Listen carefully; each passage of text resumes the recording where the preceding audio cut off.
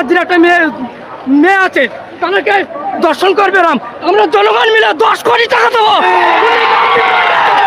সম্প্রতি অভিষেক ব্যানার্জির কন্যাকে নিয়ে সোশ্যাল মিডিয়ায় একটি পোস্টের বিরুদ্ধে নন্দীগ্রাম থানায় অভিযোগ দায়ের করল তৃণমূল কংগ্রেস।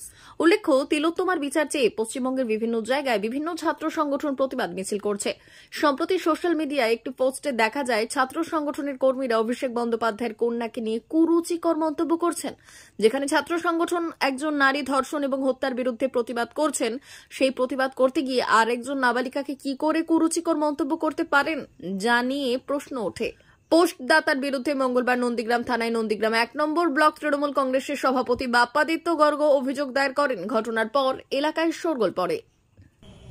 আজকে সোশ্যাল মিডিয়াতে একটি ভিডিও ভীষণভাবে ভাইরাল হয়েছে এবং সোশ্যাল মিডিয়াতে থাকা সূত্রে সেই ভিডিওতে দেখতে পেলাম যে আমাদের ডায়মন্ড হারবারের সাংসদ অভিষেক ব্যানার্জির 9 বছরের নাবালিকা কন্যাকে ধর্ষণ এবং যে ধর্ষণ করবে ধর্ষণকারীকে 10 কোটি টাকা পুরস্কার দেওয়ার ঘোষণা করছে এক যুবক।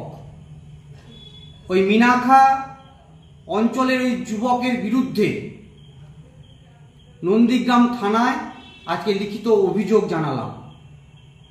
এই বক্তব্য জনমানসে কুপ্রভাব ফেলছে এবং যা সমাজ বহির্ভূত, রুচিকর নয়। আমি নন্দীগ্রাম থানার আইসির কাছে লিখিত অভিযোগ জানিয়েছি ওই যুবকের বিরুদ্ধে আইনানুগ ব্যবস্থা নেওয়ার জন্য।